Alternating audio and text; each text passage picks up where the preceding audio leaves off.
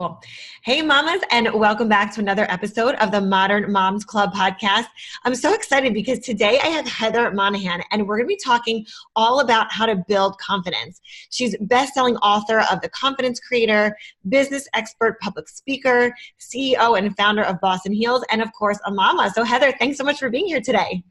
Thanks so much for having me. I'm so excited because I feel like, confidence is something that I feel like we build it. Like we're not born being confident, right? Like this could be for anything. This could be for in business. It could be for riding something as simple as riding a bike.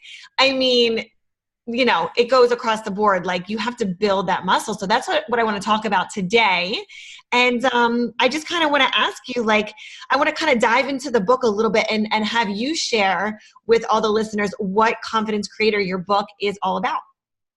Sure. So Confidence Creator is my first book I've ever written. It was the scariest thing I've ever done professionally in my life. Thank you.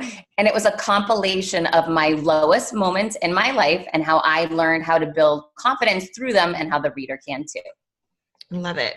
So, I was, reading through the book and I like how you share personal, you're sharing personal stories, whether it's business or relationship, family. I love the part where you share the little moment with your son and the little notes on your shoes.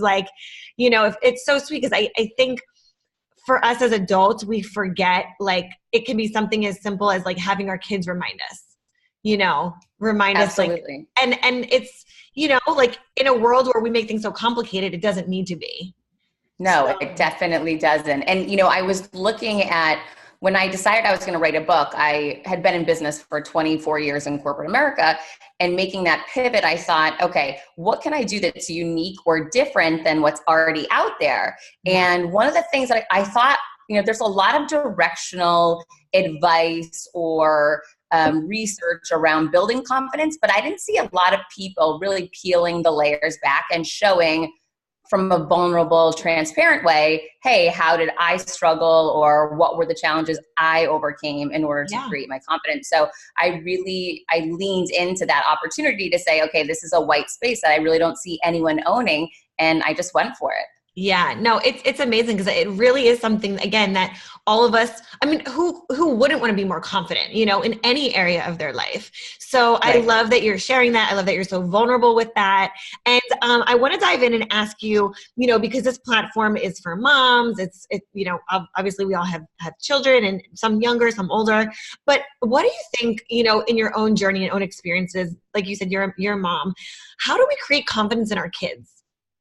So there's a lot of different ways that we can do it. The number one best way we can is leadership by example, right? So our kids are always going to emulate us, the good, the bad, the ugly, and the beautiful. And the more confident that we are, and the more we live a bold and confident life, own our voice, step into our passion, listen to our intuition and act on it, the more our children will do that exact same thing. Yeah. I so often see moms, oh, no, I don't want to be in the picture. I look awful. I look fat, really putting themselves down. And then, a year later, they're wondering, why is my daughter always so afraid of being in pictures? I don't know what's going on here.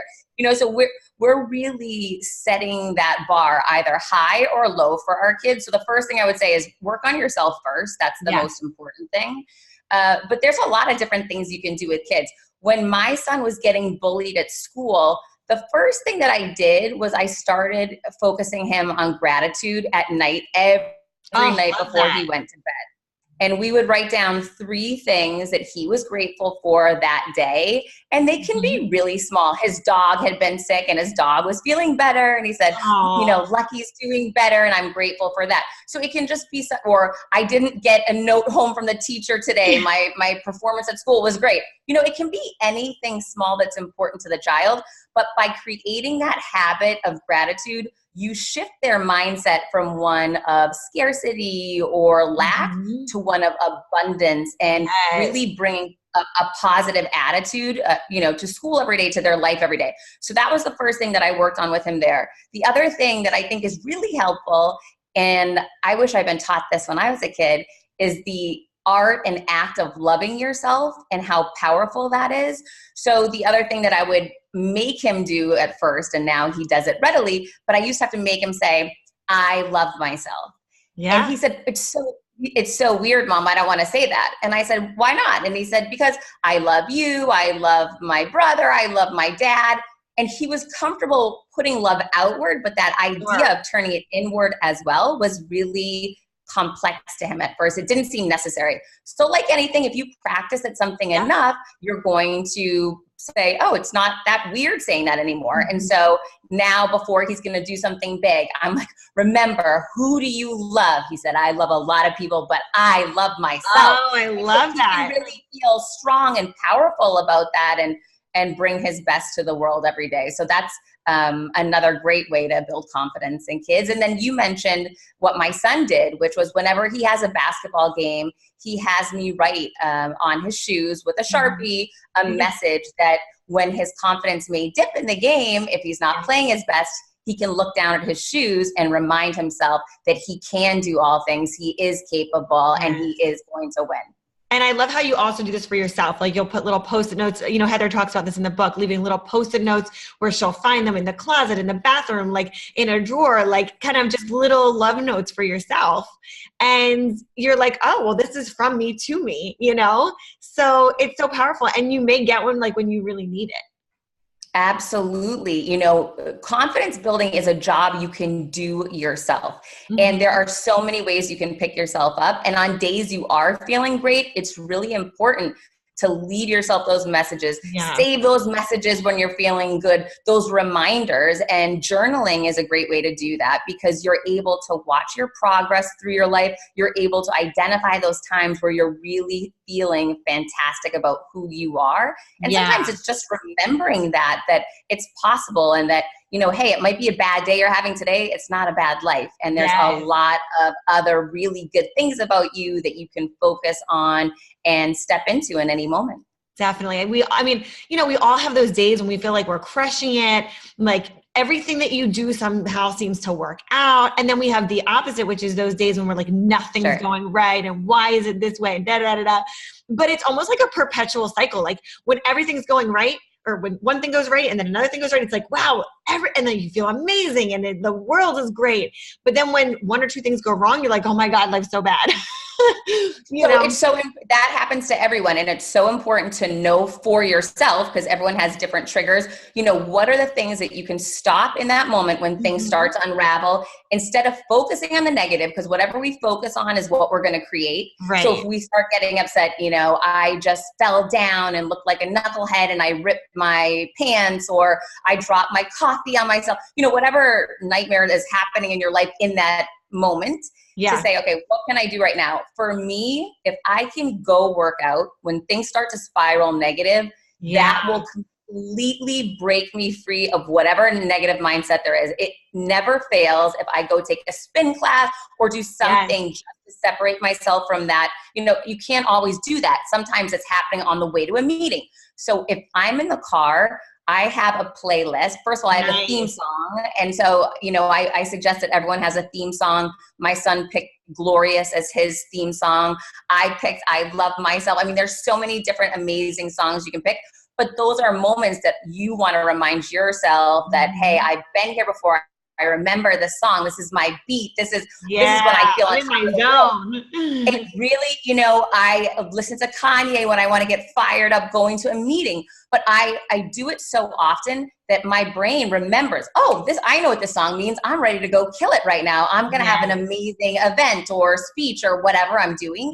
So it's really training yourself to do that and figuring out for you, what is it? Maybe it's meditating for 5 minutes. I don't know, but you need to figure out what are those things that I can do for myself when I start to spiral into that negative zone.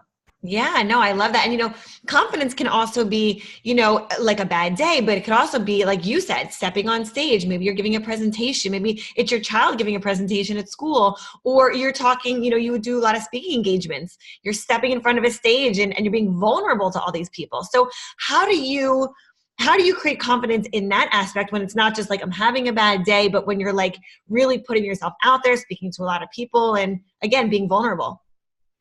So a couple things. Number one, I have a power color. For me, it's red. If I'm nervous going into a situation, I'm wearing and just red. Like your book, for everyone that's watching, you know, you've got the red right in your book.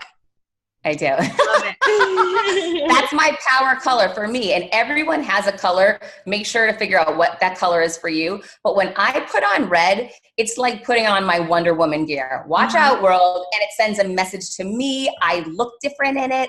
It really, if I'm not nervous, I'm not so concerned with my outfit. But when I'm feeling a little intimidated, I need to say, okay, I'm going to put my clothes to work for me today. Nice. And I know exactly what that outfit is that I'm going to wear because it represents something to me. Yeah. I claim a power stance. So much of confidence comes through in your body positioning, your smile, how you're standing.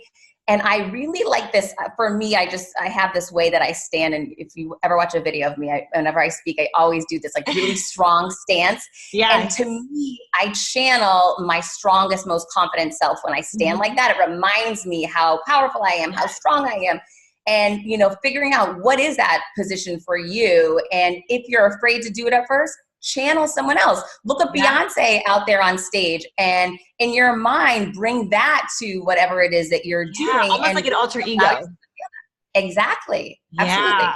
That's amazing. Actually, I think it was Tim Grover I heard say one time, and he was like, there's like Clark Kent and there's Superman.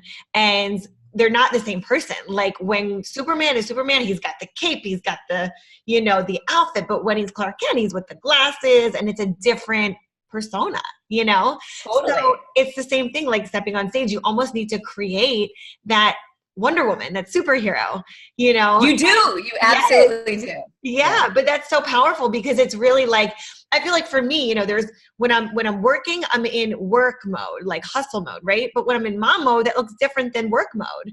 So it's like just different hats that you put on. And I think, when I'm in mom mode, you're like on the floor playing and you're getting dirty, but then when you're at a conference, you're in heels and a dress and, you're in that kind of look.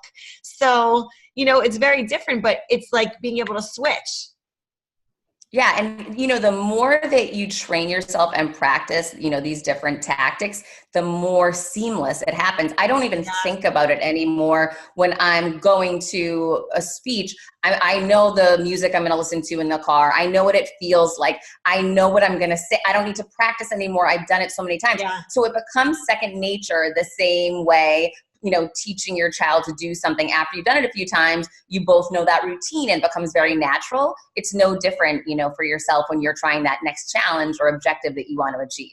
Definitely. So for kids, would you recommend giving them a routine to follow? Like what would be something good for a child to do? Say this is a elementary age kid, and they're doing a presentation, or maybe, I know we're going to get into the bullying thing a little bit later, but what are maybe like 2 or 3 things that you would say for a mom to do to start to create those habits for their child? So affirmations are great to start at a young age. There's no reason why you can't practice affirmations with your child. And that's just writing a list of positive statements that you want your child to own, that your child wants to own. I am smart. I am creative. I am confident. I am beautiful, whatever those statements are, and then sitting with your child, reading them with the child, allowing the child to read them to you, and practicing with them. That's just a discipline yet again, that after, a week, 2 weeks of that, the child will feel much more comfortable with those statements and really take ownership of them. Yeah, I love that. And what do you think it means to be a confident kid? Because, growing up, I feel like, again, I wasn't always confident like when I was younger, but I was very lucky because my mom I feel like she was always super, super confident and like very strong woman. So that rubbed off on me and allowed me to feel that way. So what do you think it means to be a confident kid? Being a confident kid is feeling comfortable in your own skin, being who you are, regardless of what the other kids say about you. When you're confident, you feel comfortable being unique. You feel comfortable wanting to do whatever it is that you may want to do when the other kids are saying, don't do that.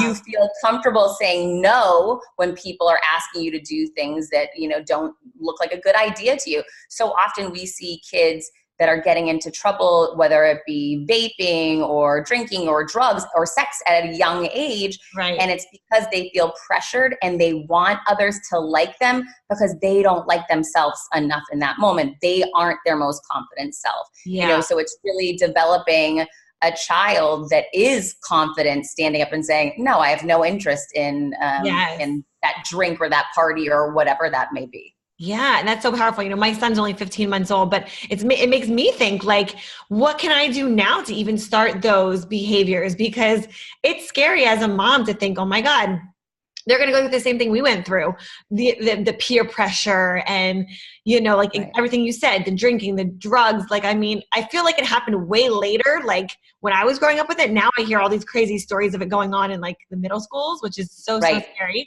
But it's true. Like, I love what you said about like going against, being able to stand up and go against kind of like the norm or what everyone else is doing, like the crowd, because it takes bravery and courage to do that.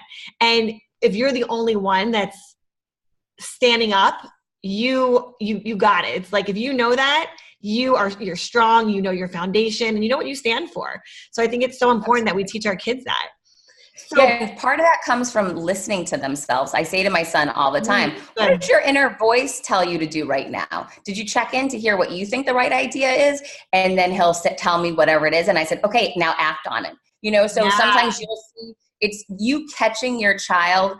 We could be at a store and my son will say, I don't like the way that man looks. And I said, well, then I think we should listen to you and let's go into a different aisle. Let's create space from that person. If you're getting a bad vibe from someone, let's act on it. Let's take action. And it's really reaffirming to them that they always have that answer inside them and they know the right thing for them to do, and making sure they take that action. Because that's the next key step is, one, recognizing what am I saying to myself, what's my intuition telling me, and then two, I need to act on it, and showing that when they do that, they will end up happier, they'll feel better, they'll be safe, whatever it may mean. But really reaffirming that for them as children, I think, is very important. And it's powerful for you as a mom to reassure that as well, because I feel like sometimes we're like, oh, they're just kids, like, they're just saying or doing whatever. But to actually make them feel like what they're saying is important, because that's what's going to create that confidence for them and continue to build it, versus just saying, oh no,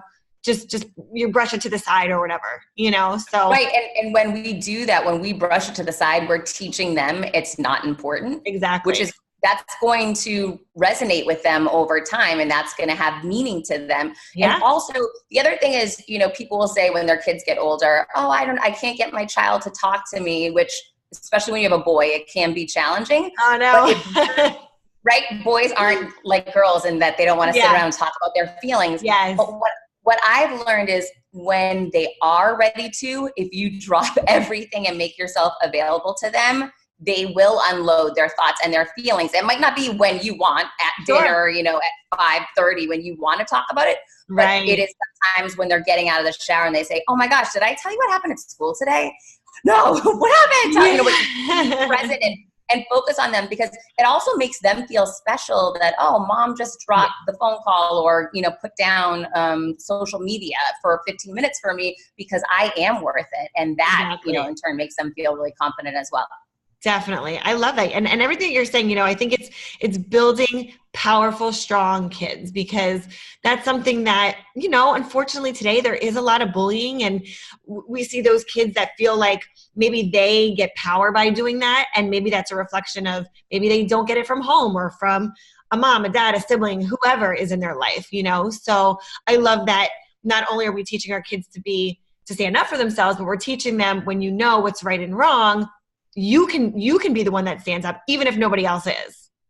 So absolutely. That's really powerful. So I want to get into a little bit about the whole bullying thing, because, we're kind of on that subject right now. I'm kind of skip around my questions, but I mean, we hear a lot about it on the news, and I think there's, I've seen some videos where parents are kind of striking back, and they're like, I made my kid walk to school today because he got a report, and they're not like hurting their children. They're making them like walk a mile or a block to school, to teach a lesson. So, what do you think are some good ways for children to handle this? Like if that comes up, have you experienced this with your own son? And what do you think, maybe just from what you've seen in the media or just your knowledge in building confidence, how we can, how we can work on this?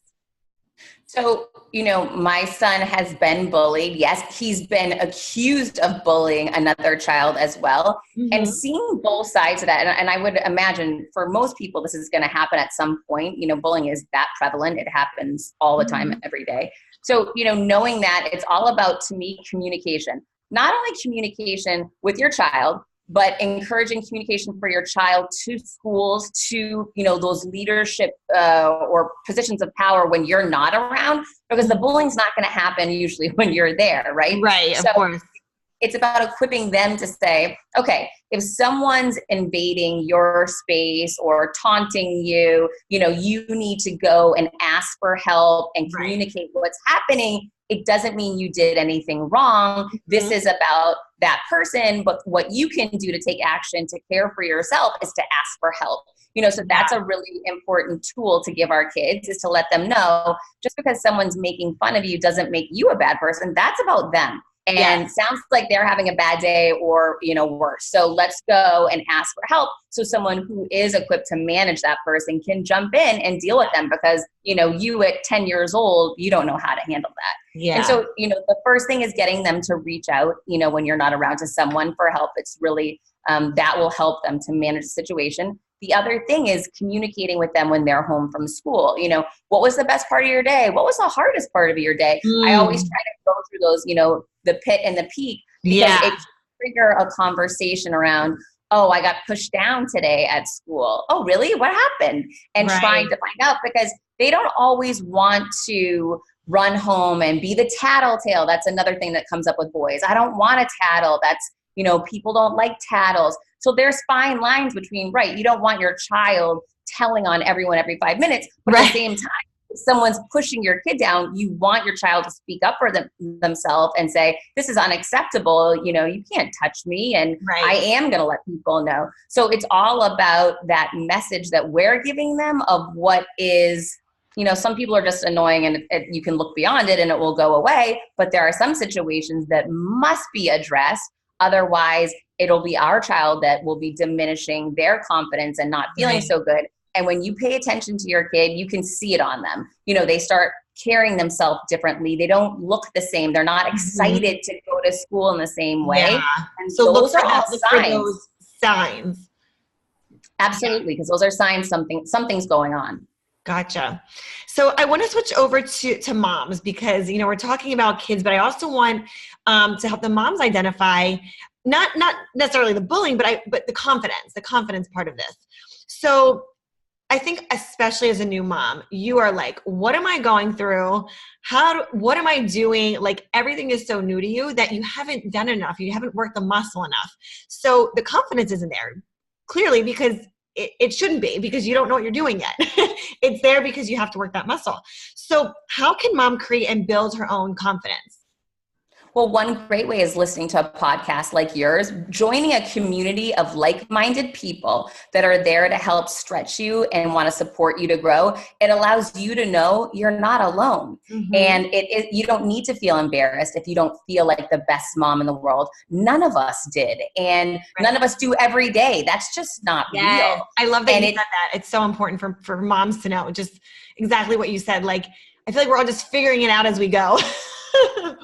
Absolutely. There's no book that came with these little people, right? And it's really trying to figure out the best way for you and your situation, and, where you are and where you live and how you work, whatever it may mean to you. Everyone's going to be a little different, a little unique, have their own approach, but listening to your own voice, really getting real with yourself and tapping into what your intuition is telling you, because you do know that answer, and beginning to trust yourself will allow you to step into you as a mother and what that looks like for you, because it doesn't need to be the same way another mom is. That's okay. And, when you surround yourself with a bunch of different moms that are all in that same boat, you'll see some people are thriving at breastfeeding and others can't breastfeed. It was too hard. It didn't work, and that's okay. And some people only want to do organic food for their kids, and that's okay. And then there's moms that are single moms working 2 jobs to make ends meet, and they have another person watching their child and they're just grateful the kid ate that day. That's Right. okay too. You know, so Right. it's really where you are and just being accepting of yourself, loving of yourself, and around supportive people. I always, you know, talk about firing the villains from your life.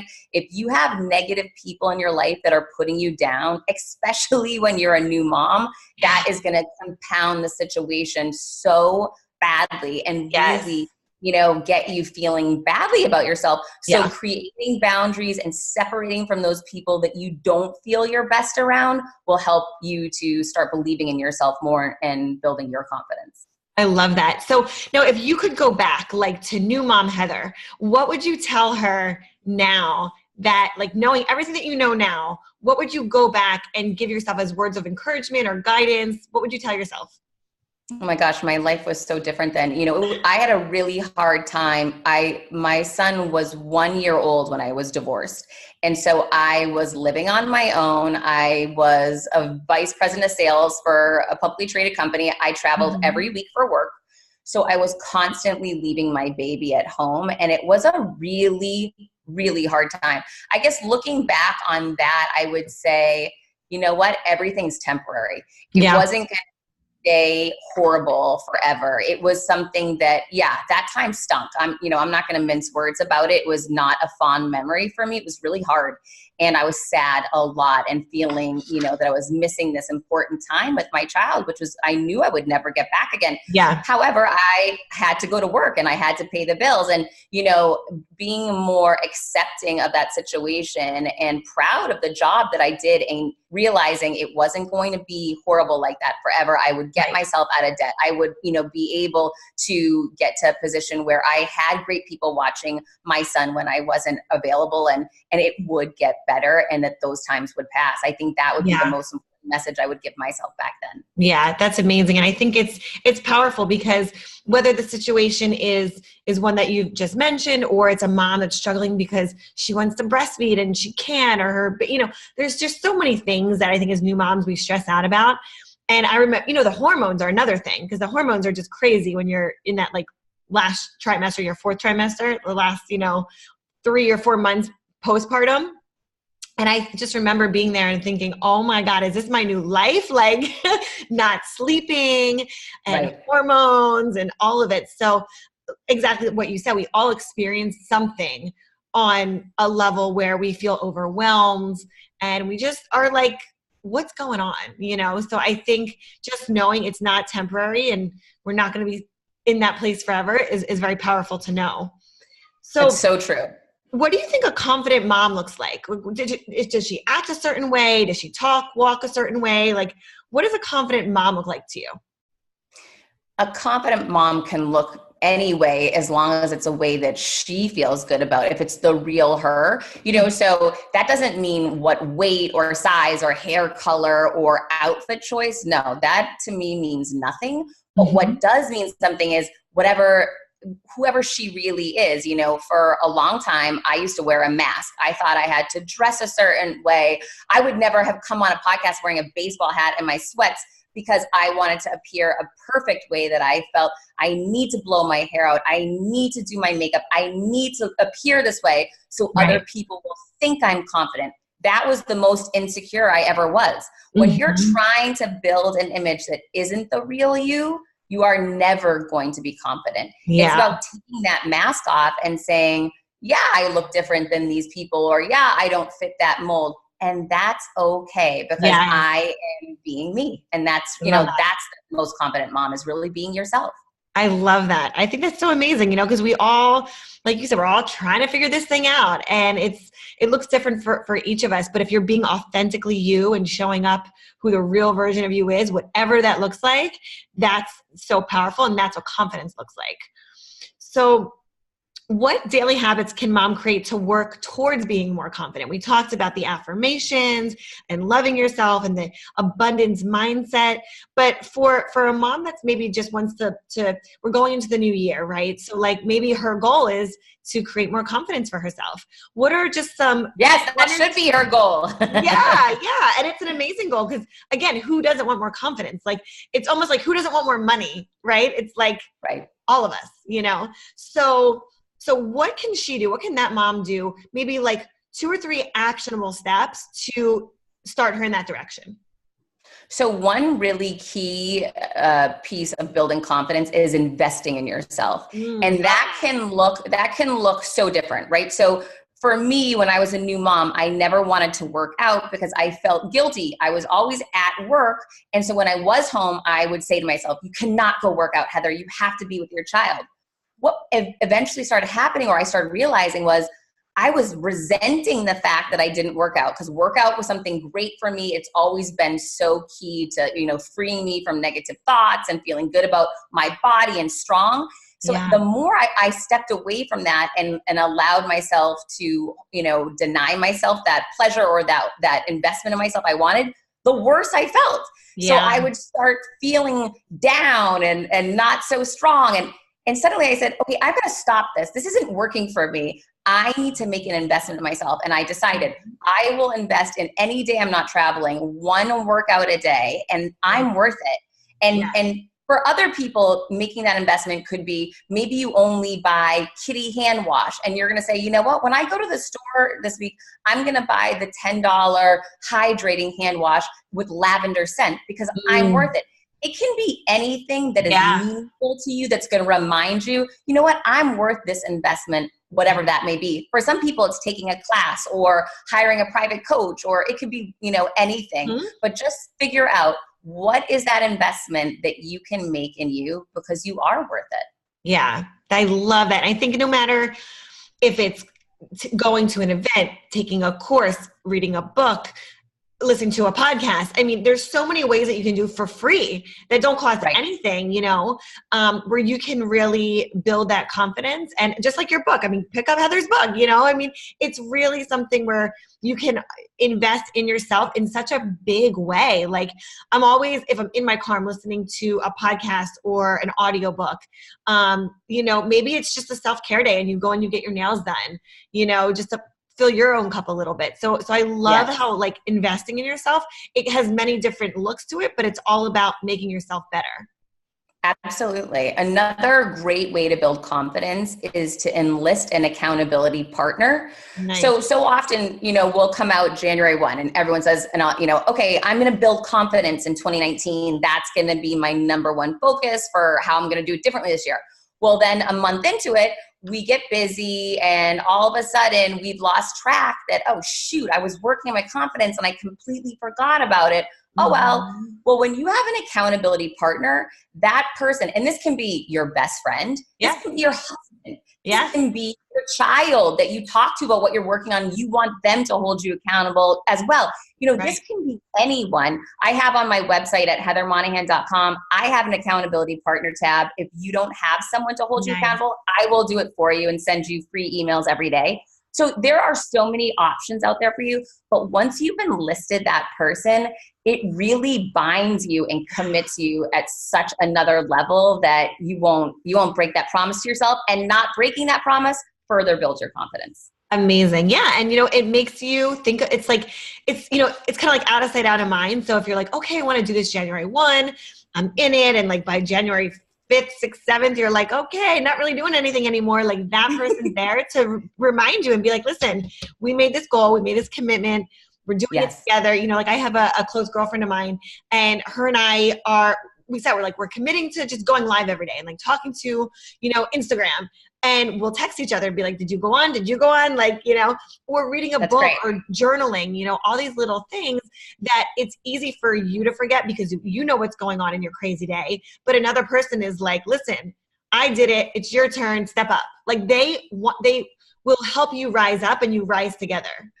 Yes, that's so great what you and your girlfriend are doing. That's exactly the way an accountability partner should work. And it's such a great accomplishment. And you get to feel good and celebrate the wins with someone you care about, which is so amazing. Definitely. So another question I have for you, and it's kind of similar to what we're talking about, but so maybe someone doesn't have this person in their life, right? Like they haven't found that like business bestie, that mama bestie. Like how do they find or surround themselves with other positive, confident moms, or just someone else that they can, again, maybe they're not confident yet, but they want to work on this. So how do they get around someone, that tribe of moms or other women that can really help them?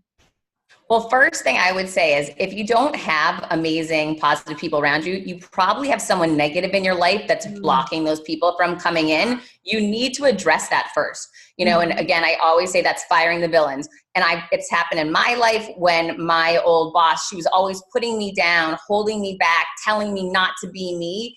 And even though I would say in my mind, that's bad advice, it was still in my space. So as long as she was there, I was blocking so much positivity from coming in. And the minute she fired me, which I call firing her from my life, so many amazing positive people showed up in my life. So number one, address who is that negative person in your life that's blocking the positive ones from coming in, and handle that situation first.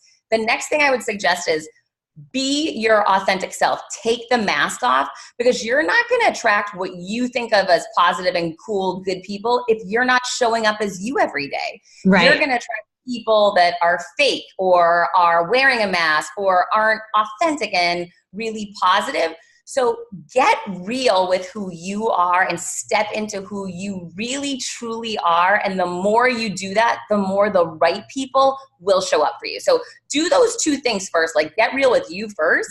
And once you do that, you'll start seeing it's easier to meet people. Now, the next thing is you have to take action and put yourself out there. Right? So, I remember when I live in Miami, and when I first had my child, I had not lived in Miami long. I didn't know any moms. I only knew single people in Miami. So this is what I did. And I just said, okay, when I go to Starbucks, the first mom I see, I'm walking up and introducing myself. And I did that 20 times. And from that, I made 3 friends. It's a numbers game, just like anything. So I would just walk up and say, hi, oh my gosh, your baby's so cute. How old? It's so easy to do that because you have that connection, right? And if the lady's a jerk, okay, we smile and say, have a great day and walk away. We're going to live, But if we don't take that chance and introduce ourselves and show up, we're never going to create those bonds that we inevitably want to have. And one of those moms that I met very early on, that first week I was doing this at Starbucks, I ended up staying friends with for years. And then she ended up introducing me to a whole nother community of moms that are still friends with me, 10 years later. That's amazing. You just never know what door you may open when you take that chance and introduce yourself to someone. It's so true. Like I'm that mom, like Jared and I will go to the park together. We have the baby and I'm like pushing him in the swing, and Jared's there with me. And then there's another mom like on the swing next to me. I'm like, so you live around here? And you pick up a conversation about a car seat or feeding or the snack that the kid has. Like my son goes over to little kids and like shares his snacks. He's so sweet, but like it's something so little that, like Jared, he's like, you will talk to anybody. And I think, you just have to know that like other moms, they are in the same boat as well. And they just want to get out of the house and they want to probably talk to you too, So and if they don't, that's okay, because somebody else will. And it's even like how you and I got connected when I was in the office and I stopped by to say hi to an old friend, Dave. And we were just speaking. I just wanted to see how he was doing. And the next day I get a message from him. Hey, Heather, so random. Right after I saw you, I heard from my friend Sandi, who was talking about you. I'd like to connect you to. But it doesn't happen if you don't stop for that conversation. If you don't put yourself out there to say, hi, I don't know if you remember me, but I wanted to just stop by. Or you to say, hey, who is that girl? I'd love to meet her. And that's exactly what I did. That's exactly what I did. I saw you on Dave's Instagram and I said, oh my gosh, she looks amazing. She has got this book comment because he was showing the book. And I said, this is really interesting. I think my moms would love this. Can you connect me with her? But you took the chance. And if you don't take that chance, you're never going to find those right people in your life. So it's a numbers game. And I like connected immediately. Like that first phone call that we had, we were like, oh my God, we like had so much in common. And so it was amazing. But well, I thank you so much for coming on and giving, all the moms the tips for their kids and themselves. And I would just encourage all the moms going into the new year, make this one of your goals. And even if you do feel confident and you feel like, you've got this one checked off the box, you can always do more in this area. And I feel like go and maybe go out to Starbucks or wherever you go, talk to a mom, the park, the school, whatever, and just try and expand that, your resources, because you never know who you're going to find. You never know who you're going to have something in common with. And you never know who could be a new friend. So I just would encourage, to for the new year to make that a goal of yours. And Heather, I would love for you to also share with the moms where they can find you and connect with you as well. Sure. So my website, heathermonahan.com. My book is on Amazon. It's on Audible. I have a paperback, a hardcover, and a Kindle. And I narrate the Audible, which is so crazy surreal. Nice. So I would love for you to check it out. And I'm on all social media at Heather Monahan. Perfect. Well, Heather, thank you so much for being here today. And mamas, we will see you next time.